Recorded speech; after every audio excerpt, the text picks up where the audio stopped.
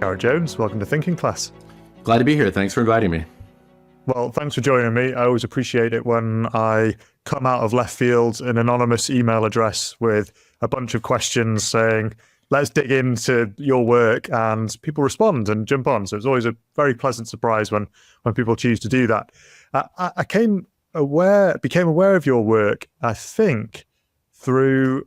I was reading Ed West's Substack, The Wrong Side of History, and he had referenced you as he was talking about the impact of immigration economically, culturally, and he name-checked your book, and I thought, that sounds good, so got into it. And not long after I started reading it, I then saw you appeared on the SDP Talks podcast with William Clouston, who is also from my part of the world. I'm from the northeast of England, and I thought, well, he's obviously up for the podcast game, so I'll get in touch with him myself. So without much further ado, your book is called The Culture Transplant, and the subtitle is How Migrants Make the Economies They Move to a Lot Like the Ones They Left. So without me butchering your thesis, let's begin with a brief outline of what it is that you are putting forward in that book. Yeah, part of my one way to sum up my story is that the world hasn't changed that much since 1500 economically. Once you keep track of who moved where. So if you look in the old world, if you think about 1500, I picked 1500 because that's what researchers look at, and it's before Columbus and the European migrations overturned population movements completely. So if you look at just the order in the old world, in 1500, the two most economically prosperous places were Western Europe and Eastern Asia. The Islamic world had already fallen into decline for a couple of centuries. Sub-Saharan Africa was substantially less technologically sophisticated, although the areas of close to the Sahel, just below the Saharan desert, those areas were relatively within Sub-Saharan Africa more sophisticated. And what happens if we look at the old world and compare 1500 to today, we'd say the rank order is about the same. Technological sophistication in 1500 in the old world roughly predicts economic productivity, income per person, prosperity, lifespan, whatever today. So what is old is new again in that respect. Things were jumbled a bit in 1700s, 1800s, and early part of the 1900s. But what is old is new again in the old world. And then if we look at the new world, the world ran a series of horrifying experiments, moving populations. And that lets us test the theory, what matters more for prosperity, geography or people? And as anyone who knows anything about the world knows, the parts of the Americas that are the most prosperous are the places that have had the most European migration on average. Those also tend to be the places that are furthest from the equator, right? So Canada, the US are, of course, quite economically productive, quite rich countries. But also, if we look at the southern part of South America, the highest income parts of South America are the parts that are, again, furthest from the equator. Chile, Uruguay, Argentina. You might think, well, maybe that just fits this theory that it's geography again. Just being close to Santa Claus or being close to the penguins makes you productive. The thing is, in the old world, in the new world, the most productive places before Columbus were actually closest to the equator. So the importance of geography completely flipped between pre-Columbus and post-Columbus. So the European migrations offer a horrifying natural experiment that we can use to learn something about whether people matter more than places, but also the peaceful migrations of people across from China to the rest of Southeast Asia offer another experiment.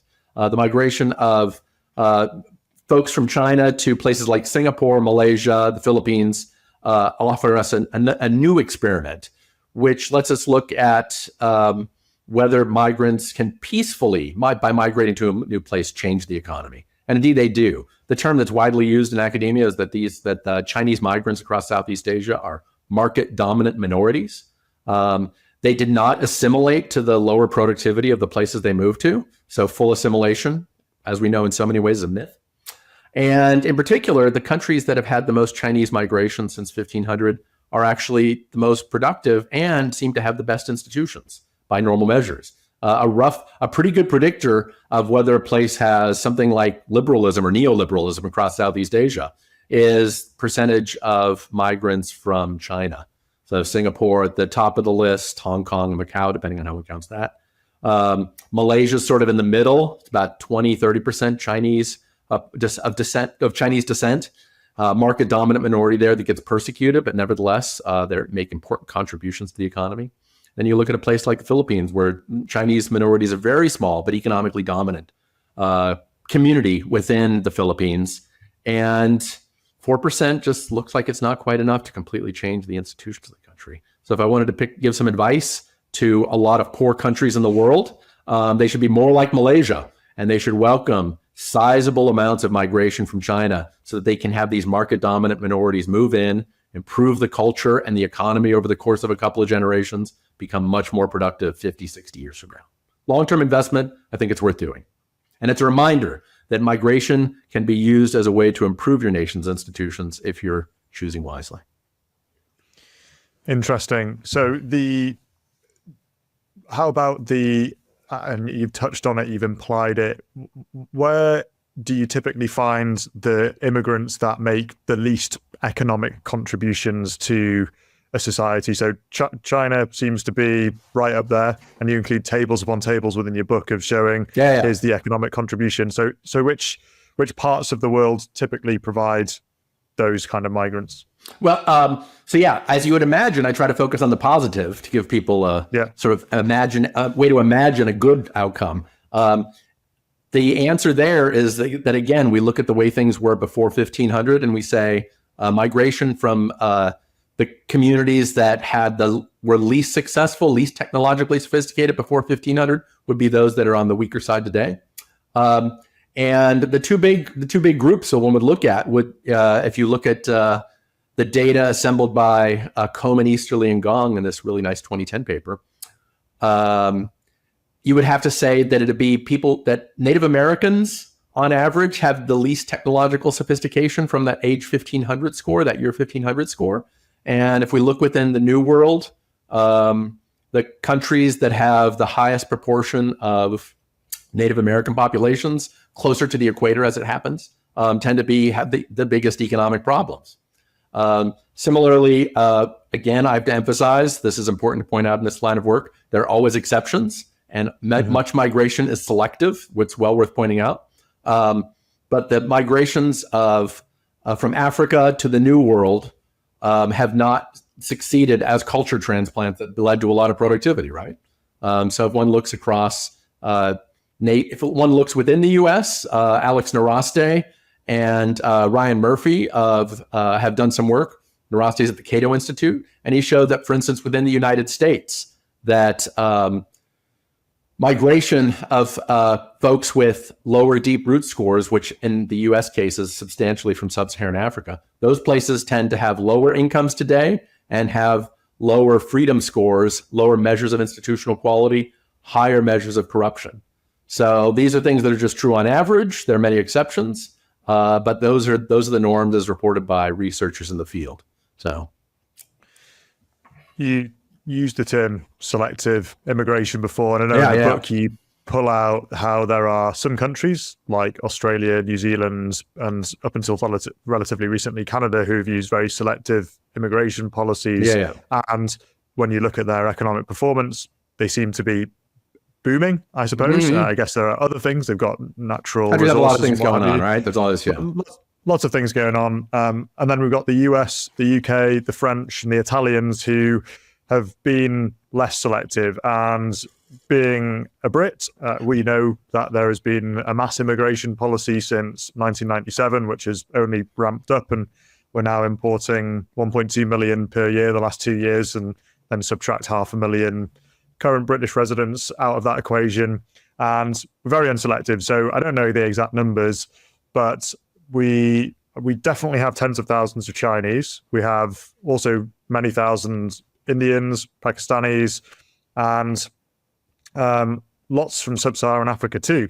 I suppose my question to you then is, if there's such a long lag, multi-generational, consistent economic outcome depending on where people are coming from, is for a country like Britain, for France, this unselective immigration, how long is that impact going to be on both their economy and their institutions? And do you effectively lock yourself into that kind of economic fate by the people that you bring in?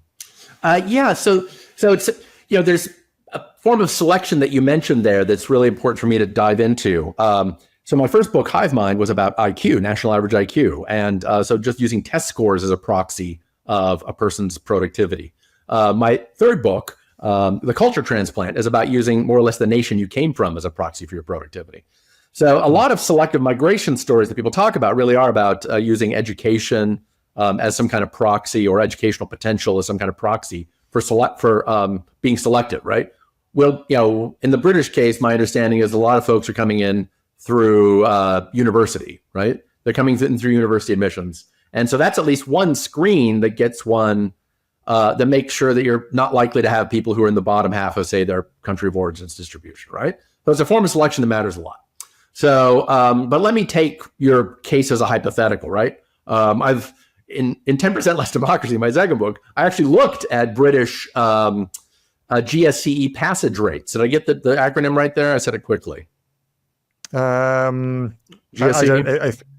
I don't know what. Oh, GCSE. GCSE. I got it backwards. I say it fast. Yeah.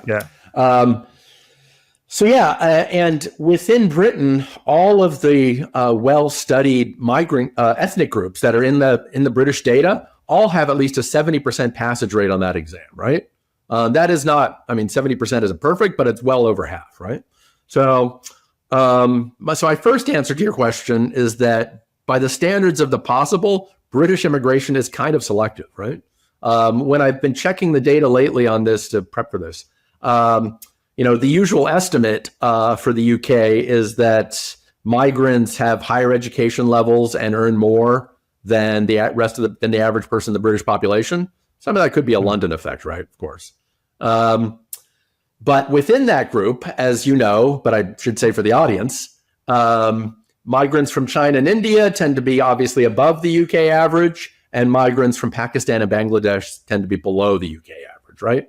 So, my understanding is that sub-Saharan African migration to the UK is fairly selective, so they might actually be above the UK average. I'm open to further data on that question.